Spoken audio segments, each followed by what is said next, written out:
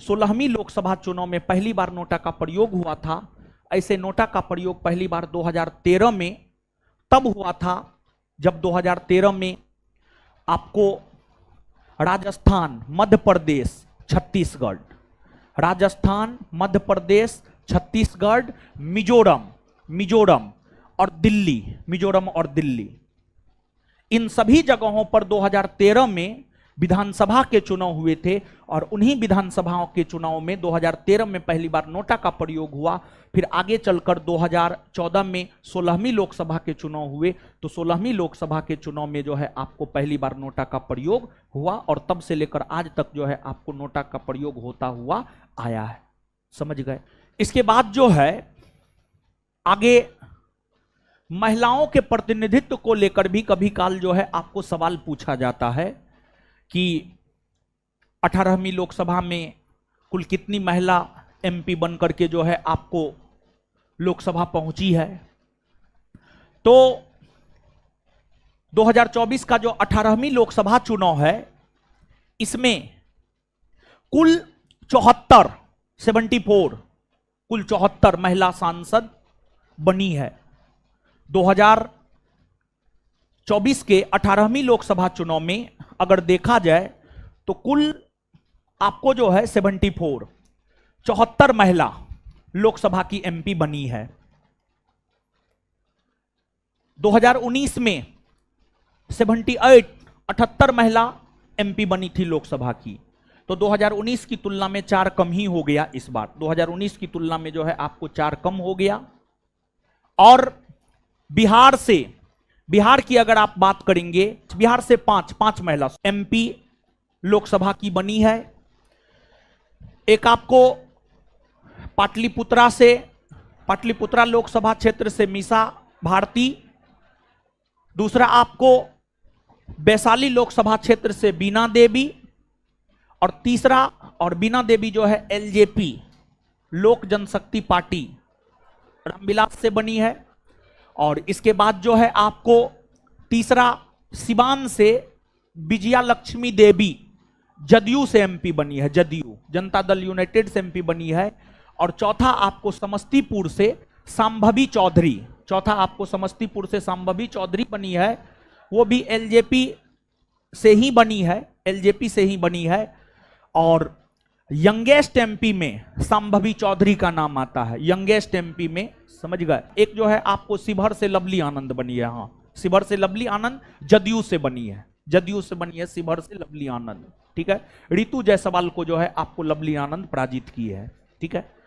जब अभी 2024 में 18वीं लोकसभा का चुनाव हो रहा था, तो अभी हमारे देश में राष्ट्रीय दल नेशनल पार्टी की संख्या कितनी है, इस बात को हमें जानना है। और साथ ही साथ जो है चुनाव से संबंधित, इलेक्शन से संबंधित कुछ ऐप है, जैसे कि आपको VHA, जैसे कि KYC, जैसे कि सी विजिल ऐप, जैसे कि सुविधा पोर्टल, जैसे कि सक्षम ऐप, ये सभी निर्वाचन यानी चुनाव से संबंधित है। तो ये सभी निर्वाचन या चुनाव से संबंधित महत्वपूर्ण एप्लीकेशन या पोर्टल है, इसको भी जो है हम लोग जान लेते हैं। कभी कताल जो है यहां से आपको प्रश्न पूछा जाता है।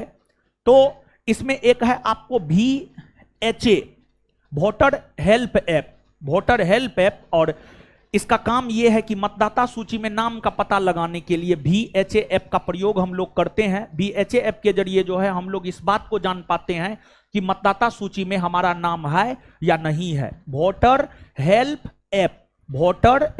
ऐप, इसके जरिए हम इस बात को जान पाते हैं कि हमारा मतदाता सूची में नाम है या नहीं है। इसके बाद अब आगे सुनिएगा,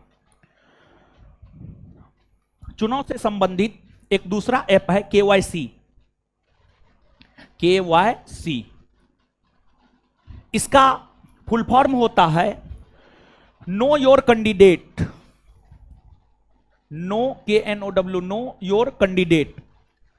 देखिए, इस ऐप के जरिए हम अपने लोकसभा क्षेत्र के उम्मीदवारों के आपराधिक इतिहास के विषय में पता लगा सकते हैं।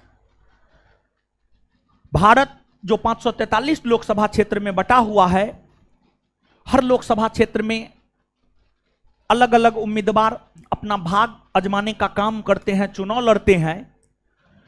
तो आपका जो भी लोकसभा क्षेत्र हो, उस लोकसभा क्षेत्र में जितने भी उम्मीदवार खड़ा हुए हैं, उन उम्मीदवारों का आप आपराधिक इतिहास पता लगा सकते हैं कि किस उम्मीदवार का आपराधिक इतिहास क्या है, किस उम्मीदवार का आपराधिक इतिहास क्या है। या आप अपने उम्मीदवार के विषय में सभी प्रकार की जानकारी प्राप्त कर सकते हैं। आप अपने लोकसभा क्षेत्र के उम्मीदवार के विषय में सभी प्रकार की जानकारी प्राप्त कर सकते हैं, यह आपका मौलिक अधिकार है। आप भारतीय संविधान के अनुच्छेद 19 को पढ़िए। भारतीय संविधान के अनुच्छेद 19 को अगर आप पढ़ेंगे तो भारतीय संविधान का जो अनुच्छेद 19 है, अनुच्छेद 19 आपको यह अधिकार देता है कि आप अपने लोकसभा क्षेत्र के उम्मीदवार या विधानसभा क्षेत्र के उम्मीदवार के विषय में सभी प्रकार की जानकारी ले सकते हैं।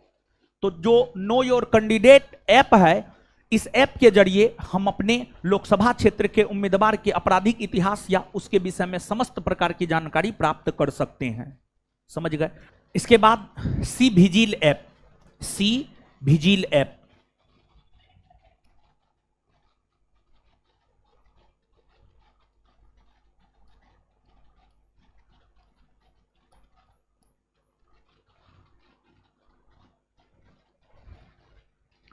सी विजिल ऐप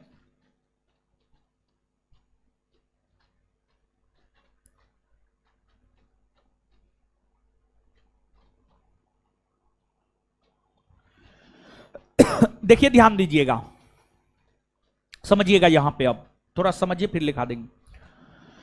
देखिए, जब चुनाव की अधिसूचना जारी होती है, चुनाव की अधिसूचना जारी होते ही आदर्श आचार संहिता लागू हो जाता है।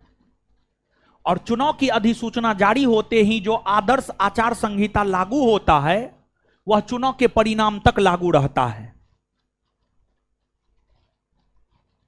चुनाव की अधिसूचना 16 मार्च 2024 को जारी हुई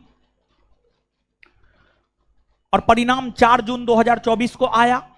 तो 16 मार्च 2024 से 4 जून 2024 के बीच जो है आदर्श आचार संहिता लागू रहा। इस अवधि के दौरान अगर किसी भी राजनीतिक पार्टी के कोई भी नेता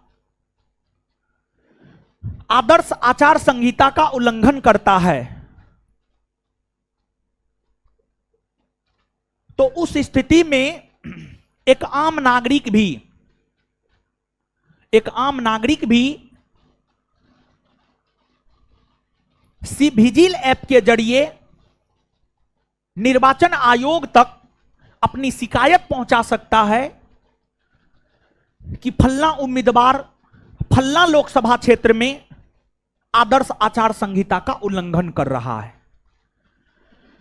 मतलब जो सी विजिल ऐप है,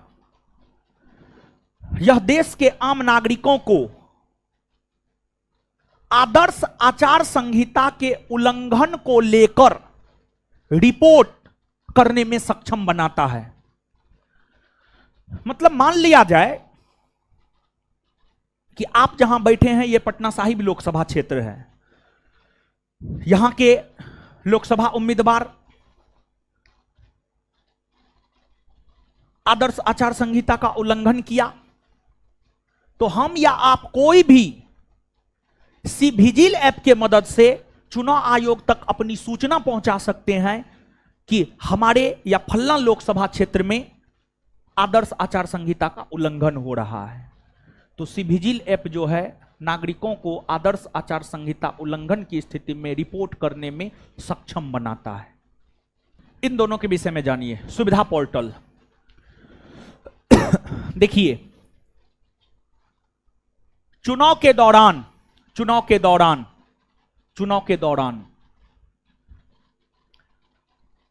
राजनीतिक पार्टियां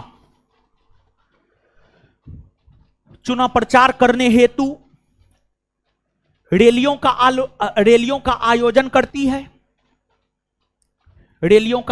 करती है, घर घर जाकर प्रचार करता है, पर्चा वितरित करता है, हेलीकॉप्टर से एक जगह से दूसरे जगह चुनाव प्रचार